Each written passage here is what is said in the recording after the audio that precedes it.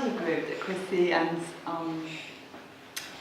Annie and I were all in, and I did a project where I was talking about my spiritual practice as a mother and some of the challenges of that over the years. And Chrissy was 5 months pregnant, I think, about at the time, weren't you? And Chrissy just thought she was perhaps finding, she had some kind of anxieties maybe about how you were going to continue practicing as a mother. Yeah. And you felt that it would be something really interesting for other people, you know, to share their experiences of parenting for newer mothers, for people who are not yet mothers, for people who are pregnant. And I know that, yeah, you know, that the practice of the Dharma has like really helped me as a mother, but also it's been very challenging in many ways. And the Buddha himself, of course, was a parent. However, the Buddha left his family to follow the spiritual life. That's what he felt he needed to do. And I remember when I first came here, which was about 8 years ago, when my children were aged 9, 12 and 16, and needing a lot of my time and energy, you can imagine, I found that really challenging when I heard that that's what the Buddha had chosen to do. And yet the early scriptures also make clear that some of the first people the Buddha taught were parents. For example, there's a story, which actually I'd forgotten about, and Suragutta here reminded me, that actually one of the first people he taught was a mother, and also the wife of a young man, Yasa, who was a sick person to gain full enlightenment. So the Buddha regularly did teach lay people, and it's something that we can forget sometimes. So we wanted to explore these issues together, and as Suragutta said, she's been practicing for 25 years or more. And Sudhaja for even longer. 30 years.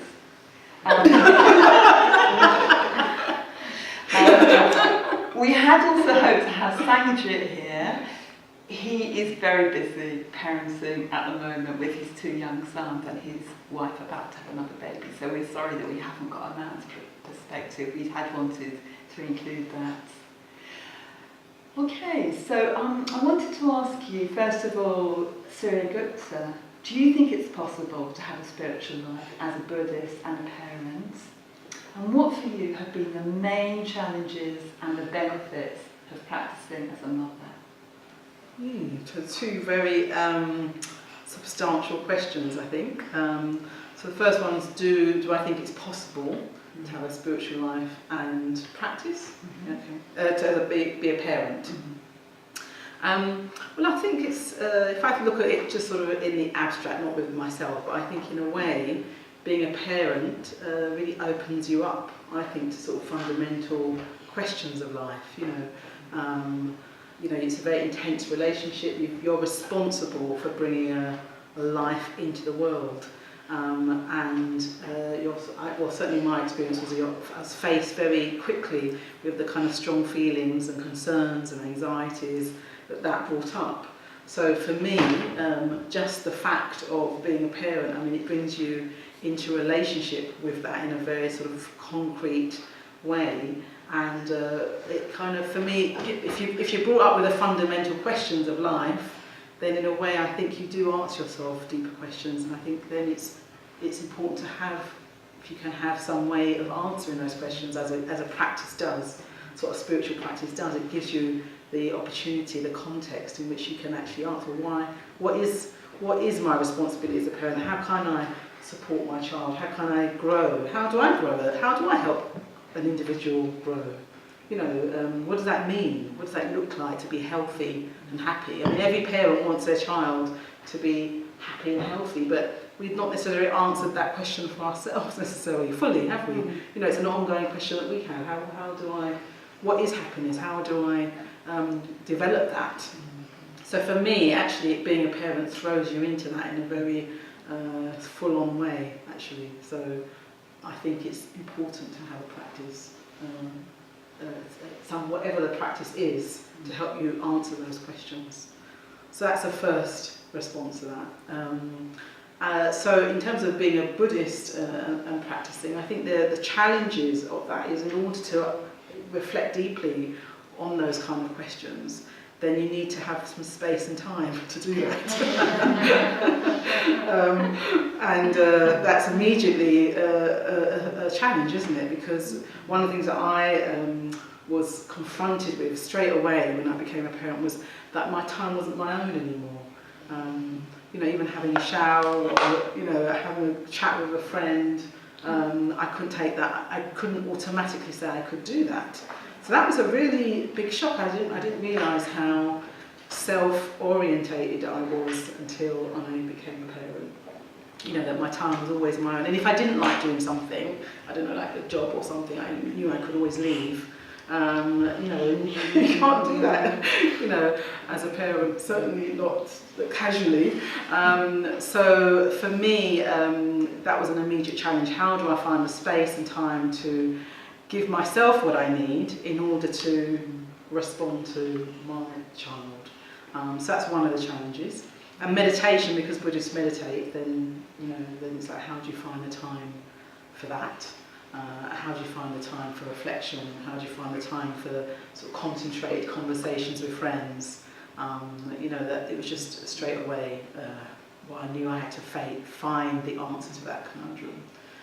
So that's one of the challenges. But I think, again, because I had more of an imperative when I became a parent, you know, I had stronger emotions. Suddenly I got in contact with very strong emotions, positive, you know, that sort of deep love that I did have for my child. So really positive ones, but also really difficult ones, like anxiety. You know, what was going to happen? How was I going to do this job? How do I protect my child and make sure they're absolutely fine all of the time?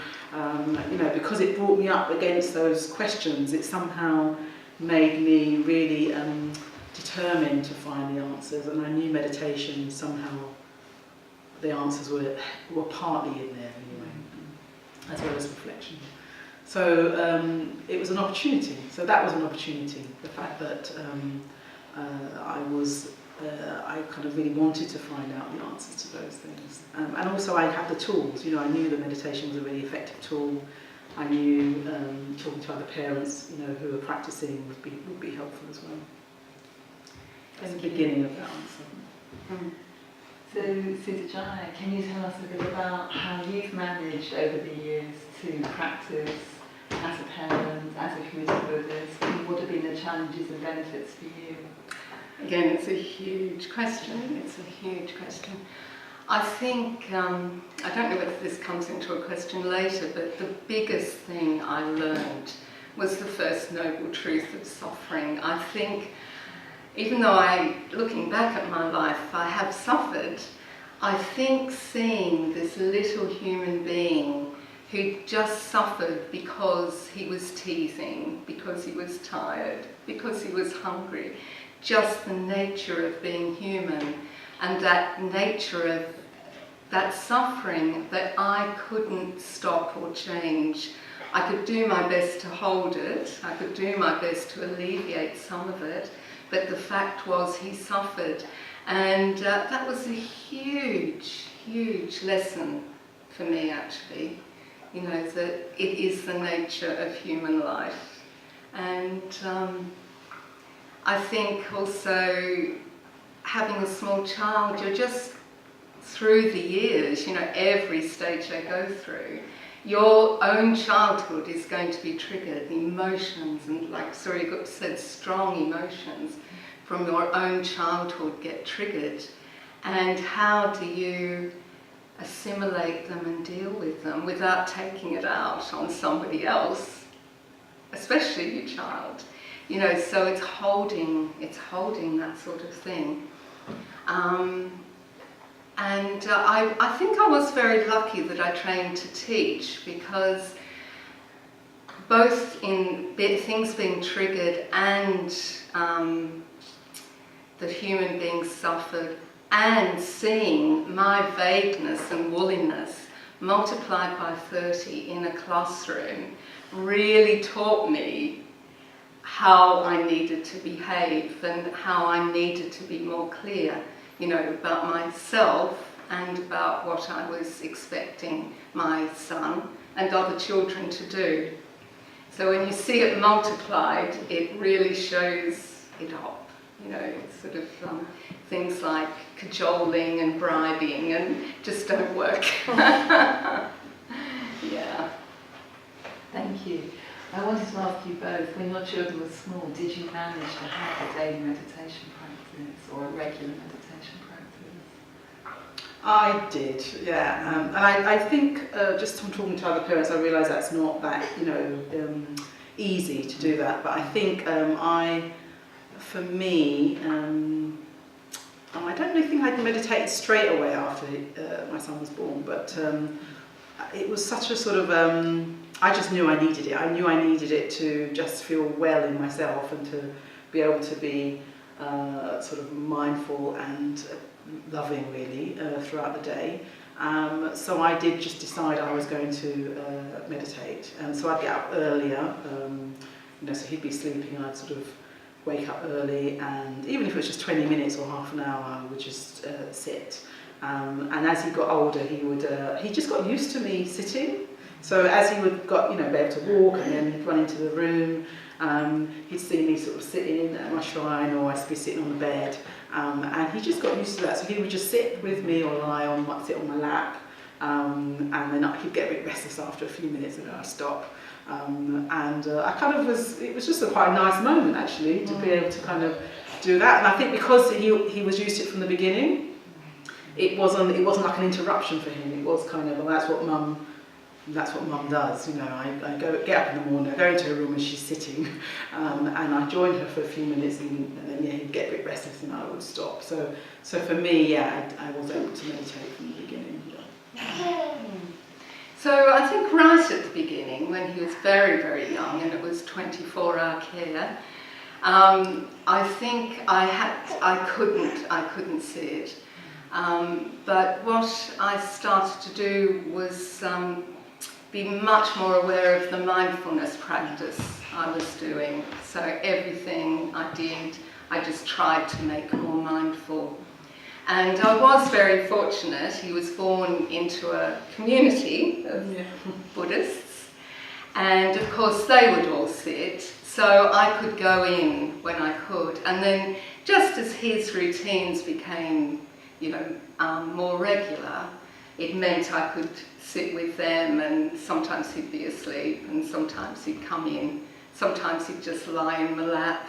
But like Surya-Gupta, he sort of got used to me doing it. And I think one of the hardest things I found throughout his whole life is that your routines keep changing. Just as soon as you feel like you've got on top of something, a routine sort of really rapidly and significantly changes.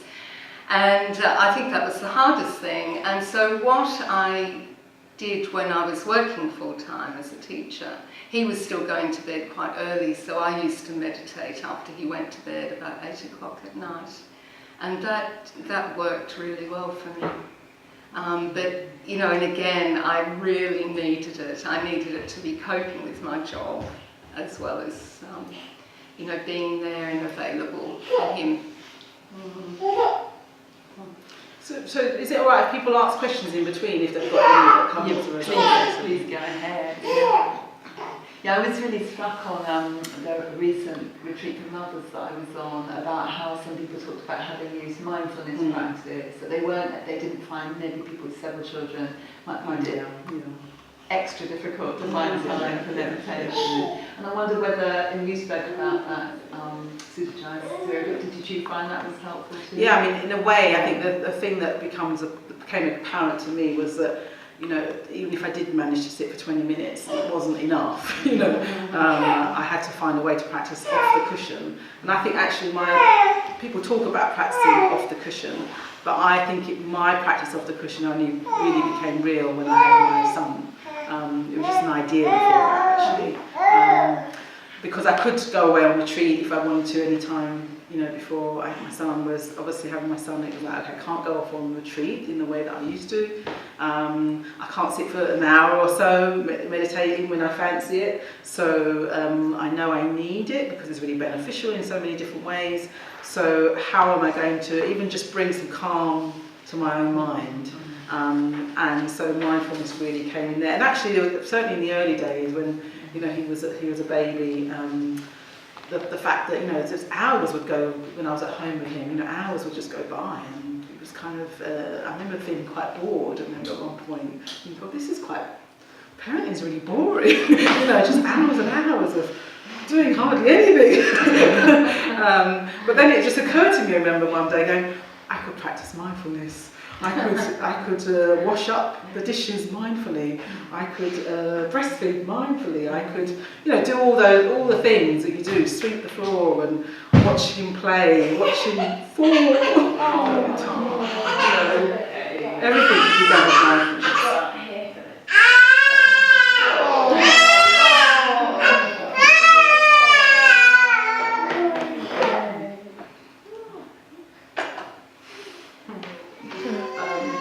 I think that was that for me, just realising that you could bring mindfulness into every bit of your life, and it actually had an effect. I sort of began to notice after a while of practising in that way that my concentration when I sat to meditate was stronger than if I'd not done it at all. Can I jump in with a question? Just sort of leading on from that, I suppose. So kind of as a new mum, if I'm totally honest, there are kind of two words that are in my mind about being a mother at the moment, which is sort of monotony, which we kind of touched on, and reactivity. And I just wondered whether, how reactivity as a mother for you guys, how you've kind of worked with that, and is that just as simple as a mindfulness practice, or if you've had much experience on that, if you've got anything to share. It was so long ago that he was so young. I mean, certainly as he got older, yes, there's a lot of reactivity. And it was partly because I was with children all day, and so my expectations of him were incredibly high. And he was just being himself, and if I hadn't really left the day behind, I'd shout or I'd be unreasonable.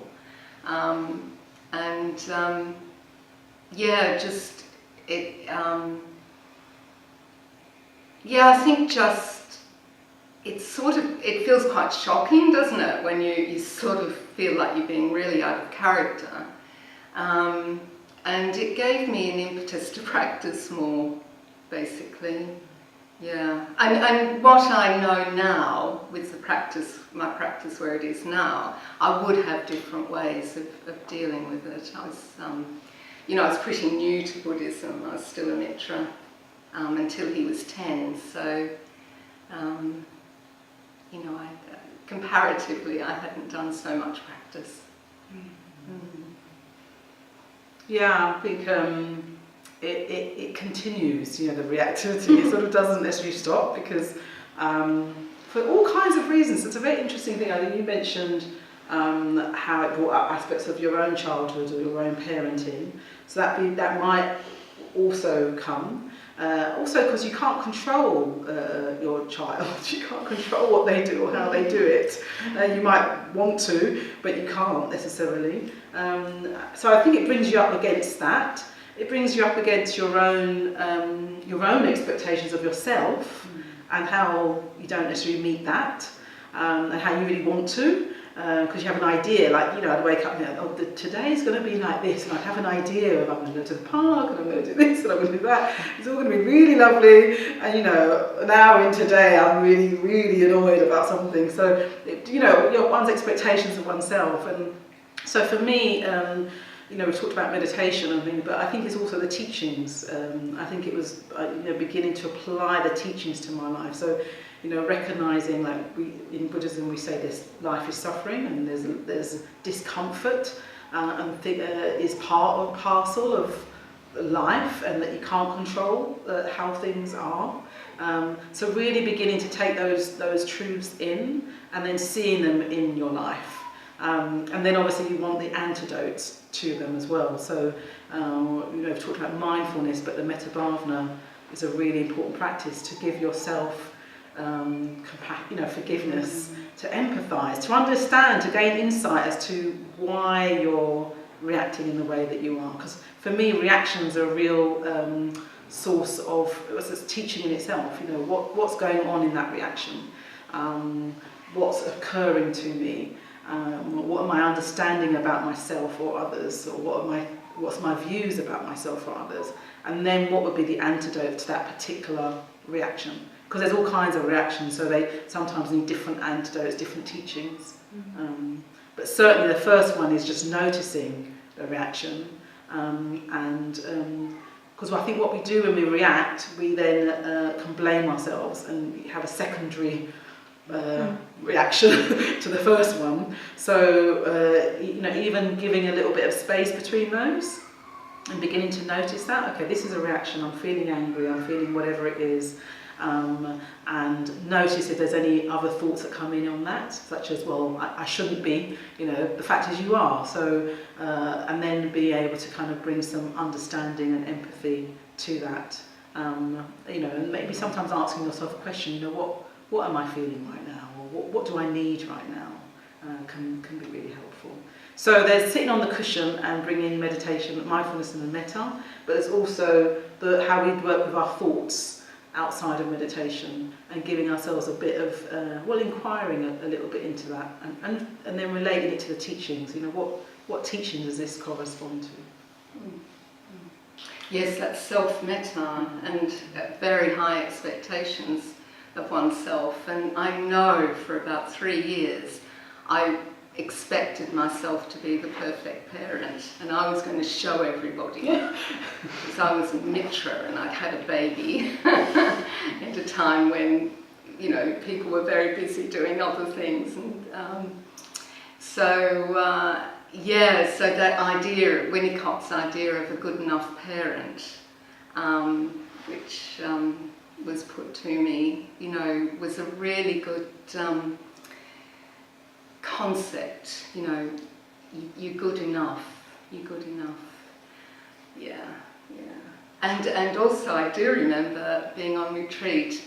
Was when children were on that retreat, and my son got very irritated. And he's very young. He's only 18 months, and he slammed this glass down on the table, and it just shattered over everybody's food.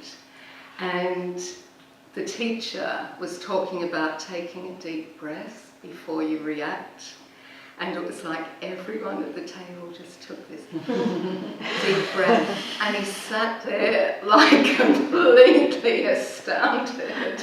And then it was a Thich Nhat Hanh retreat, so there was a nun at the table, and she just very gently started picking all the glass out of her dinner. But it really was a teaching. It really was a teaching. Yeah. He didn't do it again. I just wanted to ask, like in terms of mindfulness, when I'm with my son, we're on our own, that can be quite, not easy, but it's a lot easier. But then we'll kind of go outside, and I think sometimes there's this comparison with other parents, like competition, or just things like at nursery, how I would choose to bring my son up, or discipline him in the way they do. That can, it's very difficult to be kind of mindful, or even to just stop, and I kind of just find myself reacting in that situation. And is it just a matter of practicing that you then kind of get to a better place where you can take a step back? Because I'm finding it very difficult to take a step back. If anything, I'm finding it, I react quicker now, more than when he was younger, which is, he's 2, so it's a bit more challenging than when he was a baby. But, so that's just kind of like to practice more.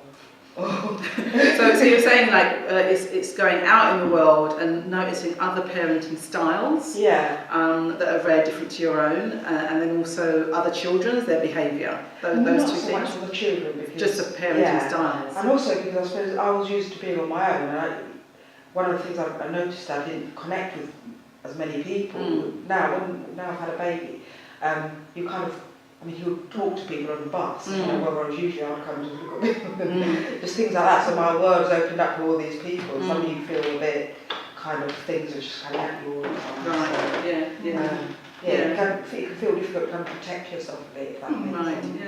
yeah.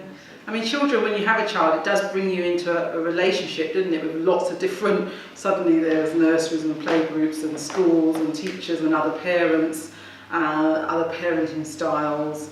We do these parents and children's retreats when I used to run them, and that was often one of the main things that would be going on, would be like, well, I parent, we're all Buddhists, but you know, I parent in this way and somebody parents in that way, and they're quite different and they have different impacts and effects. So, you know, you are brought up against that, and I think it was also what you said earlier was about the comparing oneself with others. And I think we do have ideas of what a good parent is, but often that's based on our own conditioning, our own experiences. There's not actually an objective way of, you know, one way of bringing up a child well. So I think what for me, what it grew up was just one's conditioning. Well, why do I think the way I do about the way of parenting? You know, is that because I think it really works and I've examined that, or is it just because that's what I do and I'm only familiar with what I do or what's been done in my family? Or it might be that you're reacting to what happened in your family as well, so you're definitely going a different path. And again, and then so when another style or another way of parenting, you know, you're confronted with it, it challenges your views. So I think it's just trying to kind of you know, reflect on that and go, okay, is it because this way really does work for me? You know, for example, hitting is one of the things, isn't it, that people, or shouting at a child, and if you see that, certainly for me, when I would see that in the street or whatever, I'd feel really upset by it, you know, and I'd sort of made a decision that I wasn't going to certainly, you know, hit or anything like that. And I'd have to just think, okay, that is my ethics, it's my values, it really matters to me, I want to avoid suffering. But I also have to recognise that not only other people have different styles, but also, you know, people are at different starting points as well, and people suffer as well. Like, so when I think I used to be quite judgmental. I used to be a social worker, so I was always on the side of the child, and I'd be in the supermarket and somebody would be shouting at their child or something, and I'd get quite judgmental about them. And think, well, that's really terrible, and I just have all these thoughts. Sometimes I'd intervene if I needed to. And I think becoming a parent, I just began to also, I obviously still care and I still have a strong value of how I want to parent and what I think is good parenting, but also try and empathise and try and at least see that somebody else has different views, values and experiences that's informing how they are. And it doesn't mean I condone behaviour, but it does mean I try to put myself in their shoes and not come from a righteous, judgmental position, because that wasn't going to help either. So I think it's just sort of, you know, you're talking about sort of being confronted by a difference, really, a different way of being, and know that actually that's also a part of our suffering as human beings. We are confronted by difference all of the time, in different ways. And it can make us feel insecure. So it's kind of, or threatened in some way. So I think it's going back to actually what are my values and why are they my values, and is it just my past conditioning? Because I haven't, you know, that's what I'm just used to, or is it because I really thought this through? And if you thought it through, you can trust it. You can trust that that's the way you want to do it. You don't have to then feel threatened by others. And then metta will help you with that as well, because it's just being able to have confidence in the way you're doing it, knowing that it's a conscious choice to parent in a particular way. And confidence to say talk to nursery staff, or, you know, and every child sort of often needs something a bit different as well. You know, different temperaments need different types of parenting, but I think it's also important not to just accept the way somebody is working with your child. You know, you can say, well, I find when I do that, or I can see the consequences of how, you know, if you put him on the naughty step or whatever, you know, I don't do that, or vice versa, whatever. But actually being able to have the conversations as well, having the confidence in yourself as a parent to have conversations with people that are doing it more professionally.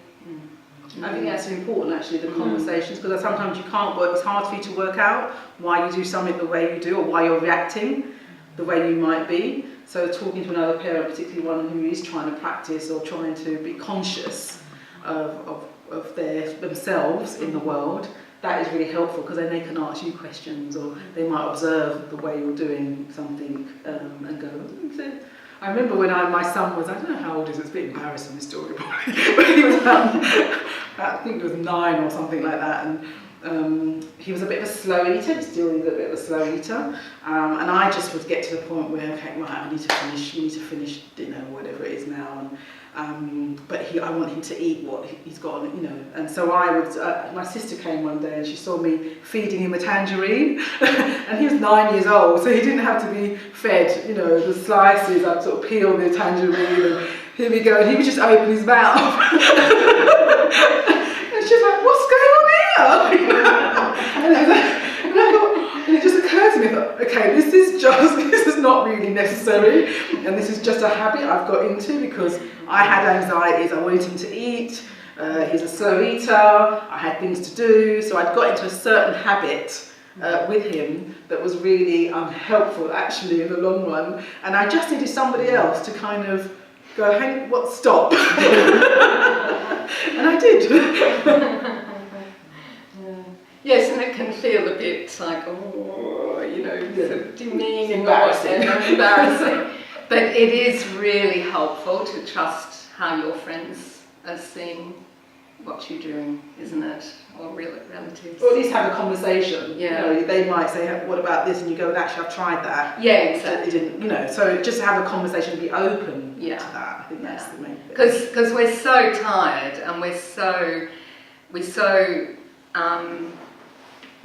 feel so responsible. I found I could easily get on the defensive. Yeah. I just in terms of like being at the start of parenthood and that irritability and tiredness, the real tiredness. You're still getting over the birth experience, and you've got this new child, and you're physically not at your best. So it's like recognising the conditions you are in right now and how tough it is. I think it took about 6 or 9 months to kind of start to move out of that experience of the first, the birth, and being a real new mum, comparisons, and thinking about how my parents were and their views on what I was doing, and so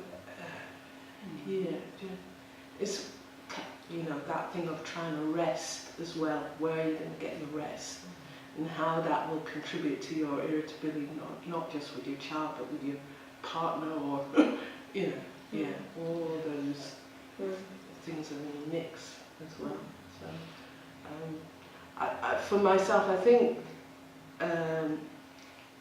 when I started to come back to the Buddhist Centre, and they had the creche here on the Wednesday class, that started to link me back into just mindfulness and meditation again. So, and then being with other parents who were trying to practice as well. So that really helped with that kind of sense of irritability and isolation and all that tough being a new mum, a new parent. It's really interesting because there's all of that, all the difficulties and all the joys as well. Yes. So it's like you go from one to the other. Isn't this amazing? Because I experienced a lot of joy, a lot of love. It's like the world opened up suddenly, in a way. I had a real strong empathy with other parents, other women. It's very beautiful. I remember that first phase. So it's kind of really experiencing that, and then being suddenly thrown into really a lot of tiredness or irritability. it was a kind of changeability I remember being a thing for me at the beginning. Yeah. Struck by Mike Junior's comment about talking to other parents and the support of that. As when I had my children, although I had a meditation practice, fairly regular, I wasn't a Buddhist, and I didn't have that sense of being part of this spiritual community of friends. And it's something that, as my children have got older, I've just been incredibly grateful for. And I wondered if you could maybe, both of you, reflect a bit on your experience of spiritual friendship and how that supported you as a parent. Well, I wouldn't be here without it. I mean, there was, and probably still is, a lot of debate about whether children and the spiritual life sort of go well together. But I always, face to face, had an enormous amount of support, and that did keep me going. Because I lived in a community around the corner, there were 4 houses, and the house next to me had 2 parents, 2 mothers and their boys there. So I also had somebody next door who I could go to and ask questions, who were both sort of, had been in the order a long time. So that was really wonderful to have that, as well as being in a community of Buddhists myself. And it did mean, some of you talked about the boredom, and I think because I was lucky enough to be living with other people who were practicing, I didn't find it so boring because I was with adults quite a lot of the time.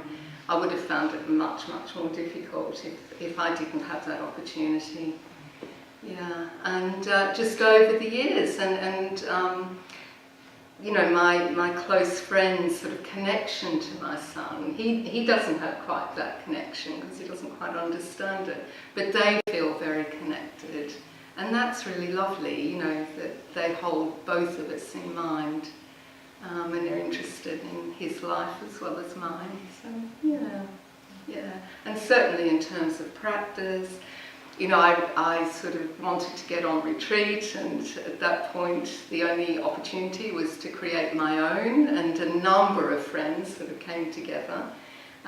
Somebody came down from Manchester, an order member, with her little girl. So that sort of support was really significant. Yeah. Thank you. Did you want to say anything about spiritual friendship? Yeah, opposite to that. It was my experience was different to that, wasn't it? So I was the opposite in that I was living in a community, and then when I was going to have my son, I moved out, which was the right thing to do. But I was ordained, so basically we talk about mitras and ordination and people ordained. So I was ordained, so I'd made that commitment really to. I was fairly newly ordained as well. Made that commitment to sort of living a Buddhist life, and so so mine was a bit more complicated because I did move away, and I think people had different expectations of me at the time. I think there was expectations that I'd be very involved in, teaching and doing lots of things, and there I was, a young child. So as a result of that, the response wasn't as supportive, I don't think, to me at the time. Apart from my close friends and my teacher, so Sangharajta, who founded this movement, he was very, very supportive to me, and the woman who ordained me was, and I had some close friends. So actually they were brilliant, and I wouldn't have been here without them. But I think it was just a sort of wider, I think at that time, we've sort of gone through different phases actually, this movement. And I think, I think in a way there weren't that many young parents around, young parents. So I think I was doing something a bit different. And I wasn't so able to be so involved in the normal activities, if you like. So there was a sort of an idea, I think, that I just felt a bit sort of. It's funny. I sort of at the time I thought I'm going to continue to practice. It's not going to actually, I'm still the same person, you know. Actually, it's kind of made it more important for me to practice, because I'm not just practicing for myself now. I'm also got another human being right there who's, you know, who is affected by me. So for me, it made it a lot. It sort of intensified my willingness to, my commitment to practice. But I don't, because it wasn't there weren't that many other parents with young children around at the time. I think people didn't understand how parenting and practice could fit together so well. So now we do, and now there's loads of events and loads of different activities. But just at that time, in terms of where we were at as a movement, it was a newish, well, not a new thing, but certainly something that wasn't integrated, let's say. Is it true that the suggestion that that parenting and practice aren't very compatible, does that largely come from people who aren't parents and who've opted against it? It's interesting Or to the see parents I think it might be both. I think it could be both in a way. I don't know what you think about that. I agree. Because I think that, you know, it is challenging, isn't it, to kind of come on retreat and, you know, do the things that, you know, you classically think of as practicing. So having time for yourself, going on retreat, spending time with friends, you know, that kind of thing. So that, in that sense, I think parents themselves found it challenging. And I think this is what we sometimes parents do this. You know, you often find out all the difficulties of a parenting. You are more likely to talk about that than all the positives as well, I find. So I think it was a bit of that too. And I think other people who weren't parents just not understanding, just not seeing. So for me, it was just kind of, we just need to broaden our views and you know, have more imagination really about how we do things. So I think it might have been a bit of both, but I don't know what you think. Well, because I was a mitra, quite a new mitra. In fact, I was pregnant when I was mitraed. And people were genuinely asking, you know, why would you be giving yourself all this work when you've just discovered the Dharma, yeah? And it was genuine, it wasn't a put down. What was I going to say?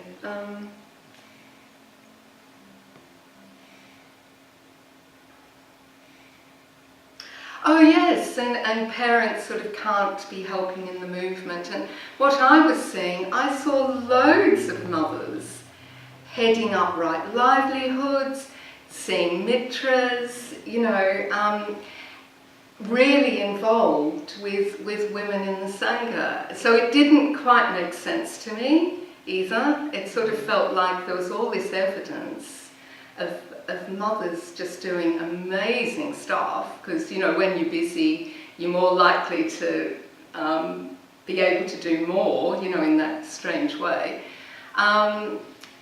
And it seemed like that wasn't quite recognised at the time. But it was genuine. It's like, why would you do this? Why would you do this? And I think it was something to do with the expectations of me from people as well. And I think Buddhism has, you know, as many traditions have that, you know, the Buddha did, in order to gain enlightenment, he did make that choice. And there was monks and nuns and householders, so it was very split between you either gonna, you know, not have families or you're gonna have families, and that's the tradition, how the tradition sort of went on. And we here in Triratna were trying to not have that divide. But I think in that, so when you're ordained, you don't have to decide whether you're going to be celibate or not. You can have a family. You know, there's no rules in that sense in terms of what lifestyle you lead. But I think because the movement was still quite new, we're still kind of influenced by, I think, how things have been done traditionally. You know, and people were wanting to really commit and grow the movement and things like that. So I think that was part of the phase. So I think we're in a different phase now, because I think we're quite established. There's lots of Buddhists around, got lots of retreat centres, people live all kinds of different lifestyles now, and we see in evidence that lots of different lifestyles work. And it's not that if you're a parent, you're not going to be practising as effectively as somebody else. I think we've seen that over the years. So I think people just have to see that. And I think parents have to then speak it. Because I don't think people do, maybe in the early days did that, or at least weren't heard, I don't know. But certainly for me, I felt like I've got to speak about my experience as a parent, because it is different to somebody who's not a parent, how they practice. And it was interesting, the women on the ordination team, would comment just how the mothers that got on retreat would make the most of every moment, because it was special, it was special to be able to be there. I've been, in a way, surprised. At Buddhafield they have had mothers there who have been like 6 weeks, 6 weeks, and they've got twins, and they're practicing. And my kind of, the parent and children retreats that they've run here, Ria was 9 months when she started to go to those, and it was just such a, bringing together parenthood and the Dharma in this space for 7 days or 5 days. And it's just great to just have that for a little while, a chance, and then you can build on it afterwards. But it was just such a great space to have. And compare, you can see other parenting practices, but also get tips or be inspired by parents, and practicing the Dharma together. Kind of worked. It worked. I really appreciated, Sujai, when you were leading the Metta-Bhavana, how in the 5th stage you encouraged us to begin with the love we have for our children, which of course is exactly what the Buddha taught in the Karaniya Metta Sutta. It's like, can we extend that love that the mother has for her only child to all beings? But it can be challenging when we're very wrapped up with our own children to do that. I just wondered, how's that been for you both? That trying to extend our metta beyond our immediate family. I think because I taught young children, and I had to love my class, so I think for me a lot of that started to happen in my job. So it didn't feel quite so difficult, and yes, my son was in a way, in a lot of ways, another child that I loved. So. Yeah. I think for me it's sort of, because I know that sutra and I love that sutra, and it's the Buddha says, sort of, like a mother who's loved her child, her only child, that's how we should cultivate metta. And I remember before I became a parent, not quite sort of understanding that, going, I don't know what that is. I just couldn't really get a handle. I liked it, but I sort of couldn't get a handle on it really. And then when I became a parent and I did experience this very deep, strong love connection, I thought, wow, I can't imagine having that for everybody else. That's almost impossible. So that was interesting. And I then had to think, okay, what would that actually look like if it is extended to not just, if that love, that sort of very strong love, is extended to somebody else. And then so it's really beginning to unpack what that is, what the love you have for your child is, actually. I don't think it's necessarily, one aspect of it was very self-sacrificing, that I would put my child before myself.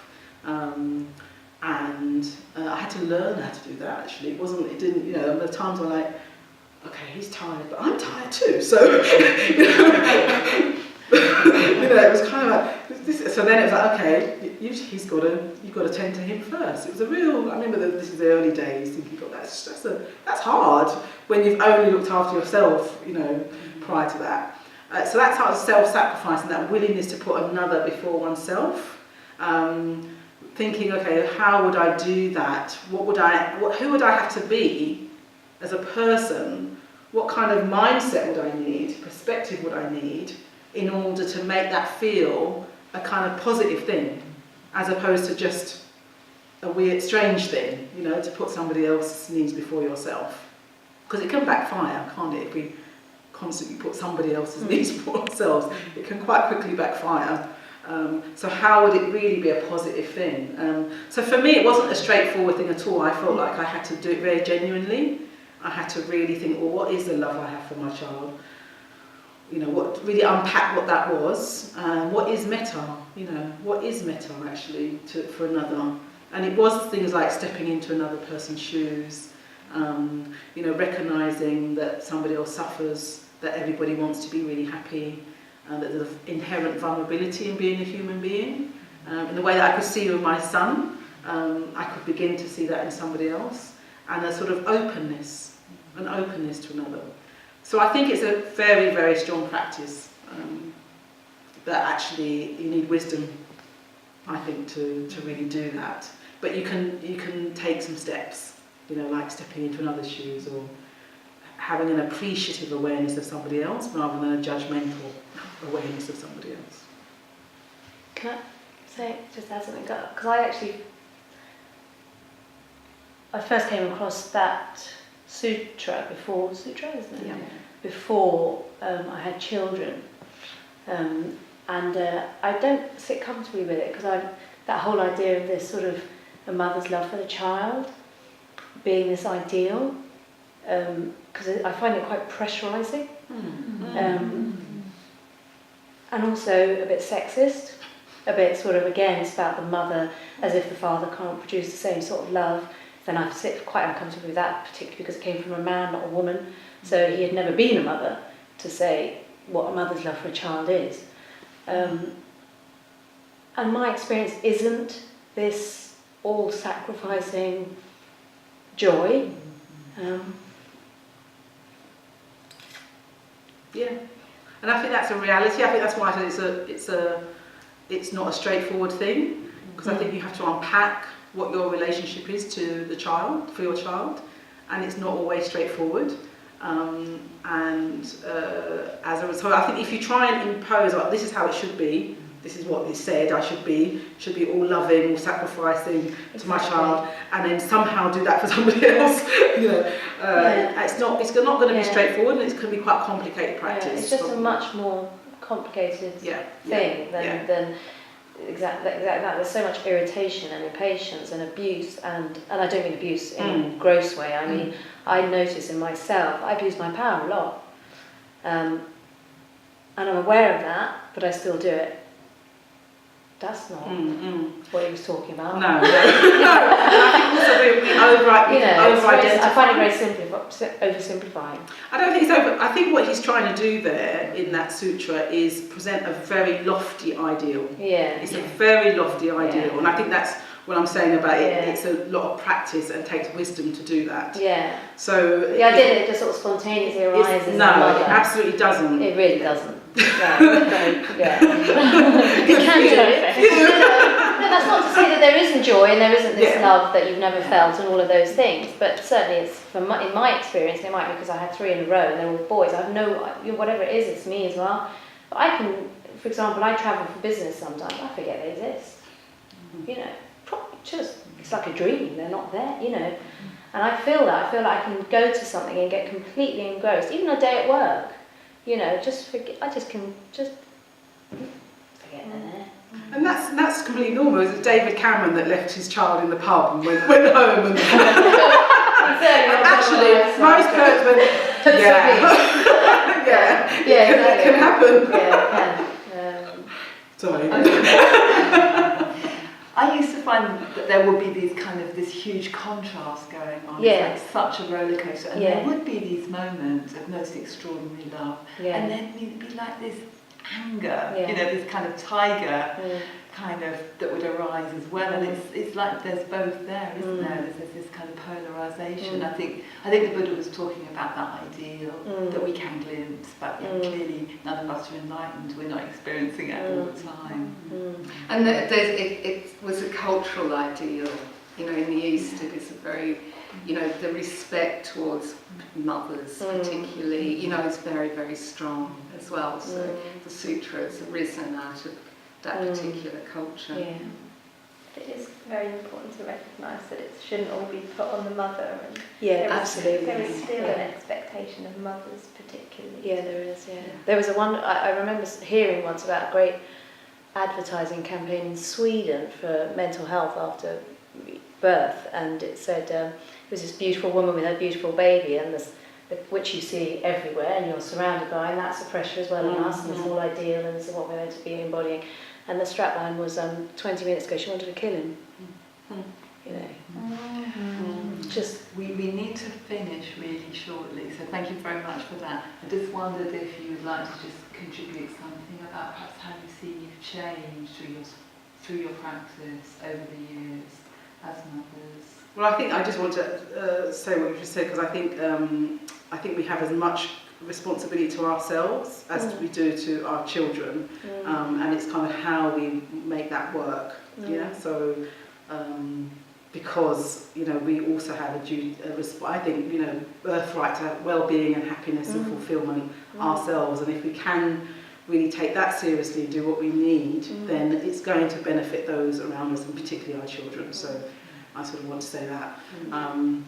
For me, how I've changed in terms of my parenting, Or as a person, through practicing as a parent. I feel like I've been given, like a treasure. I feel like when I got ordained, when I found the movement and I found the teachings, it felt like this inexhaustible treasure, really, that I could, no matter what was going on in my life, and I've had lots of ups and downs and challenges along the way, that I would find, if I was open, I'd find the teaching or the practice or the people I would need to support me in my growth. So I feel like life has gotten easier, better as time's gone on, as I've freed myself more from the entanglements and conditioning that I had.